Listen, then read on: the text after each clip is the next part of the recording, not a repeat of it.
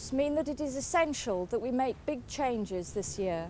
These laws mean that we have to be competitive, and to do so we must improve our service delivery. We're going to take on a huge and complex service with less money, and yet we need to maintain that service in the interests of the people in the borough. Compulsory competitive tendering means putting all our basic services to public tender within the next 3 years. This will result in substantial job losses within these services and will have a major knock-on effect in all the support services. It will affect all departments of the council. The new housing legislation requires the housing department to improve and at the same time to be self-financing. The council has been rate capped next year for the 5th year running. This will not only mean higher rents, it will also mean less money to be spent on services. The following year, poll tax will be introduced. Not only will this cost 3 times as much to collectors' rates, it will also mean higher charges for the residents of Southwark. One of the worst things about the changes is that the council is no longer in a position to provide the same number of jobs. A voluntary severance policy has been negotiated to help reduce the number of jobs in some areas. We want to thank workers who may have worked for the council for many years and who are able to take up this option to leave. For the large numbers of people continuing to work for the council, the challenge before them is to create and to carry out major change. If we're going to survive in Southwark, then we have to create a new organisation and a new future. We have to create an organisation that is selective in what it does, and we also have to create an organisation that is efficient and is dynamic. The Harris survey showed that it is the low-income earners of this borough, most of whom are women or black people, who are least impressed by the council's service. Their views and needs must be your top priority, as they are for the council. These need to be listened to, understood and acted on in the best way you know how. Success will depend on you as employees, and especially as managers, showing genuine respect for the priorities of Southwark residents and putting these priorities first. If you do this, there's no doubt in my mind that Southwark can deliver.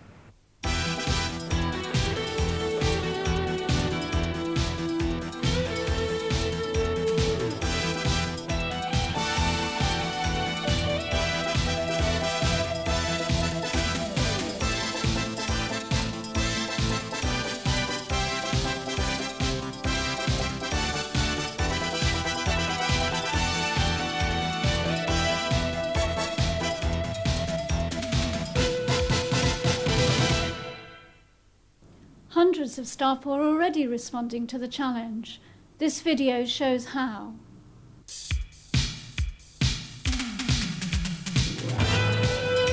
Every month, thousands of people visit the main Southwark Town Hall for one reason or another.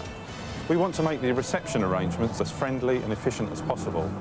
One of the ways of doing that is to actually sign the building clearly as Southwark Town Hall.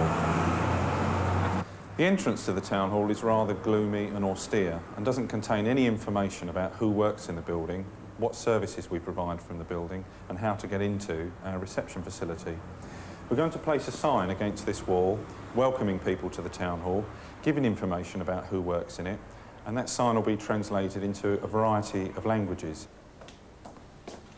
Oh, gosh, where the bloody hell we've got to get in? Excuse me, madam. Oh. Reception's that way, through there. Thanks ever so much. You are kind, love.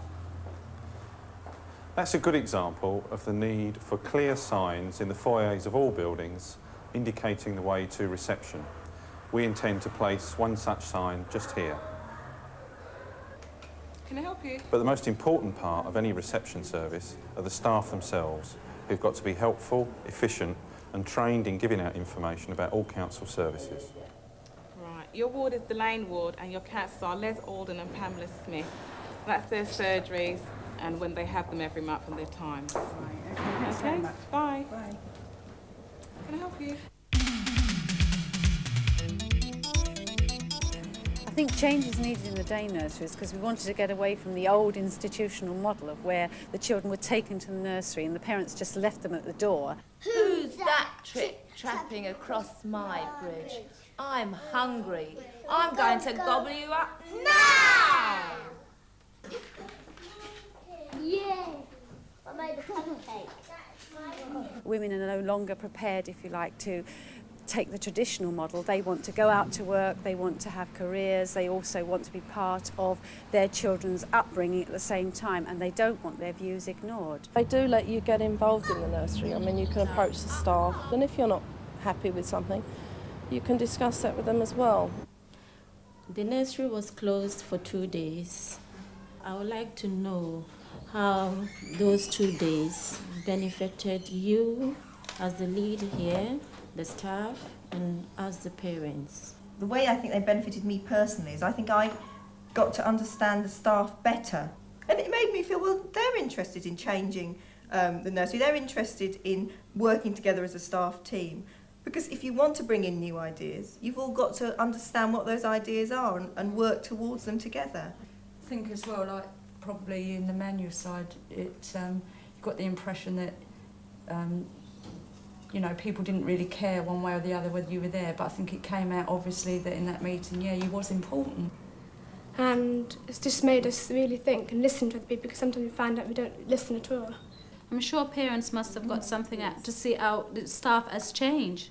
When we were planning for the future at the end, we all felt it important that we continued the momentum. Changes can be painful, but changes can also be exciting, and I think it's getting across the idea that we can and we must make these changes.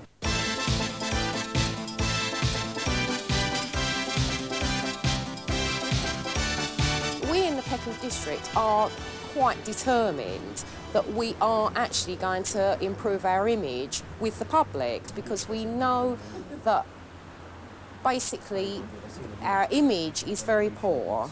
We think that we have the capability within the district to actually turn that situation around. What we've actually been doing today is we've been looking at the targets that are actually set for us and looking at where we felt the problems are in the district and looking at ways we can actually resolve those problems in relation to the targets that are actually set for the department as a whole. When staff go on leave and it's for more than a week, it would be good public relations to send the tenants and that estate officers patch a letter telling them that they're actually away for a certain amount of time. We thought it was important to develop a more sophisticated system of answer phones than we've got. We thought about putting a complaints book in the public areas. We should be encouraging estate officers to make more home visits, because as Harry pointed out, at the moment most of our tenants actually come into the office, and that is but we certainly think it's got to be a consumer service where we go to the consumer, because most of the problems are about where they're living, and you can't actually judge the problems if you're actually seeing it in the environment of an office. We decided that we had to decide our own priorities and how we were actually going to manage our time, and that it was essential that we inform other people of this. I think what it's about is actually making a clear statement publicly what we want to do, but getting a feedback of whether, particularly from the public, if they find that acceptable. Our problem in policy and your problem working in the housing service is that it is not going to be possible to do everything that we used to do, and it's not going to be possible to avoid these problems, because the government's stated, clear, unambiguous intention is to put rents up and to sell off council property. It is impossible to escape that. It'd be nice to sit away and just devise strategies in isolation. People have actually got to work in practice. They've got to relate to what happens. We already have an embryonic decentralised structure, but it still is a pyramid. You can have little offices on every single estate, but if you're still having to pass the decisions up the line, it makes no difference. We're trying to be all things to all people, and all the time you're doing that, we're just going to get nowhere. What we need is not some great light at the end of the tunnel, but a little small torch flame that says, well, this is the path to follow. It's fairly clear. We can't do what we used to do, but let's concentrate on what we can do, and what we can do, we must do well. I'd love to have a budget tomorrow whereby I could actually mend the telephones in my office without having to write 43 memos to different people and then be told there isn't enough money to get British Telecom round. I'd love to have a budget whereby I could write to the tenants without being told, no, there's no budget for printing about £150 worth of letters to tenants. Now that doesn't need any high-level decision-making. It doesn't cost money, it saves money. Call it decentralisation if you want. Call it improved communications. Give it whatever name you like. But for goodness sake, as Stuart said, let's do it.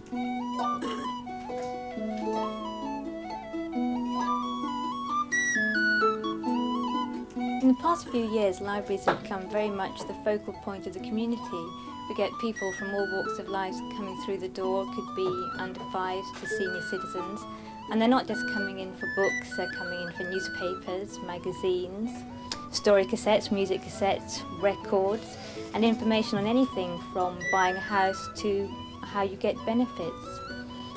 We've also come to realise that you have to get out and sell the service. We can't just expect people to come into the library or know where we are.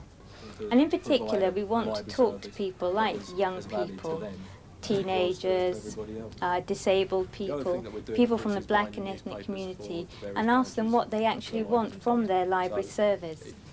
As library managers, we need to have control of our budgets and resources, and in that way we can relate the service directly to the community. The Council has talked about devolved management and cost centre management, and this is something we're very keen on in libraries and feel that we have gone part way down that road already. We feel there are things that we could do in the library service which would increase our efficiency and still work within the restraints of the budget. And computerisation is one of those things. It would mean getting away from antiquated clerical systems. For instance, everybody's seen library staff fiddling around in the issue at the desk for ages with little bits of cards. That would be all gone. As I said, there are ways we feel that we could make the service more efficient. We want the opportunity to do that. We are talking about investment now, but it is investment for change. The Education Action Team was called together quickly to investigate the transfer of ILIA services in Southwark. 100 institutions, 8,000 staff, 25,000 pupils, thousands more using nurseries and colleges. They knew education couldn't stay the same, there would be less money available. But the service had to be as good, if not better.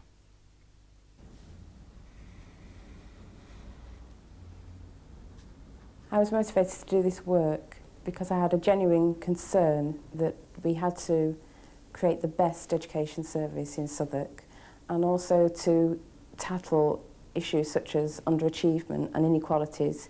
The team asked questions of everyone they could, the people who worked in the service, the people who used it. They had to work to tight deadlines. When we were getting everything out for the Education Action Team, I felt that my approach to work became more flexible as a result of having to meet urgent deadlines. The thing about change is that you have to take a lot of risks. I think you have to take it one step at a time. You have to, as I've said before, listen to people and constantly change and alter what you're doing. But that's what makes it exciting. You're not necessarily sure where you're going to end up, but you're working with people to actually create something new.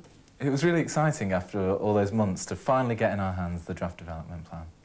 The team's investigations produced a plan with 12 aims for Southwark's new education service. Top priorities are a bigger say for the public, better links with everyone involved, including employers, and above all, greater success for Southwark students.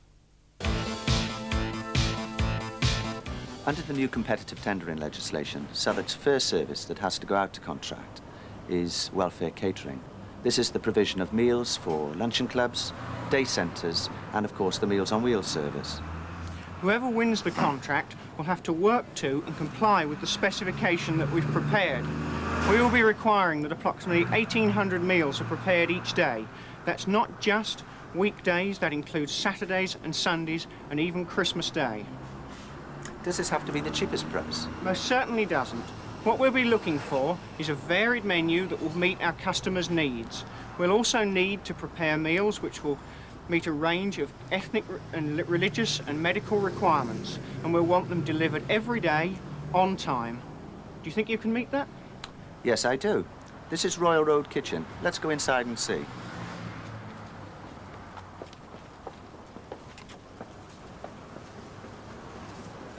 You were late.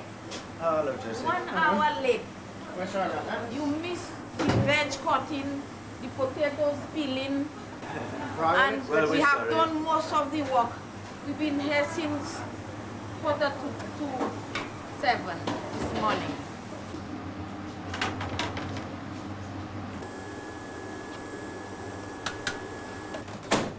Hello.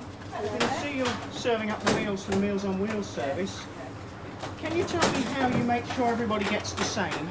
Well, our pies are cut into 30 portions, and that gives us five ounces per head, per portion. The vegetables are 4 ounces per person, and we give them a scoopful. Well, you've taken a lot of trouble preparing the food today, but it's still got to go out from here and go out to the customers. But it must be appetising and it must look nice when it gets to them. You know, this is a divided foil, which keeps all the food separate and makes sure all your efforts aren't spoilt by it all being mixed together before it gets to the customers. We'll put one of these new containers to the test to see just how much better the meal looks when it'll get to the customers. If I could give you this new container, do you think you could fill it up with the portions of food? Oh, yes. Now just imagine this has got to go around the borough in one of our vans and be delivered to somebody's front door. And it gets really well shaken up as it travels. Let's see what happens to it. And we'll compare it with one of the older style of containers. Right, let's have a look now and see which one you'd rather receive as a customer.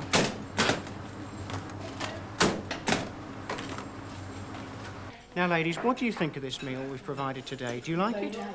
Very nice, very nice. Because it's essential we know that we're providing the meals you like, and that they're hot and you enjoy eating them, and only if you tell us when they're wrong can we change things and make sure we're providing what you, the people that really matter want. Yeah. It's essential in any service that's being put out for competitive tendering that we have a proper complaints procedure, and that procedure must be properly advertised so people know how and where to complain. And why is all this important for managing the contract successfully? Well, we need to keep tight control on costs so that we come within our budget that we've put in for our contract. What happens if you don't keep tight control of your costs? Quite simply, we go bust.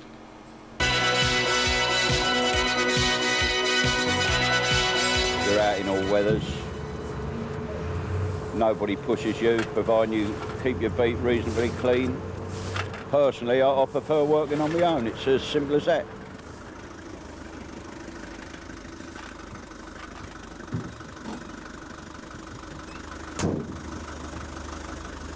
We've arrived. This is a new way of sweeping. It's a 5-man game. We go to a street, we all get out and start sweeping. It's a lot easier, a lot quicker. Where before we had to put it in bags, now we put it in the back of a vehicle.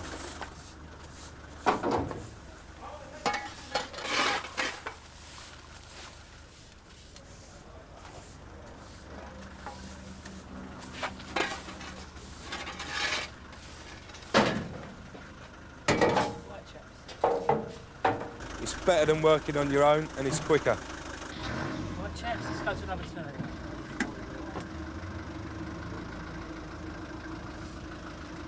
The sweepers have been able to have a real say in the changes, and it hasn't been a purely one-sided thing from management, that it's been a joint effort by both parties concerned. We want to win the tender for the sweeping section, and we want to give a good service to the members of the public in Southwark. Is that right, lads? Yes. You have been watching. Hello, how can I help you? It's about listening to people, and it's about appreciating what people can do. And it made me feel, well, they're interested in changing the nursery. They're interested in working together as a staff team.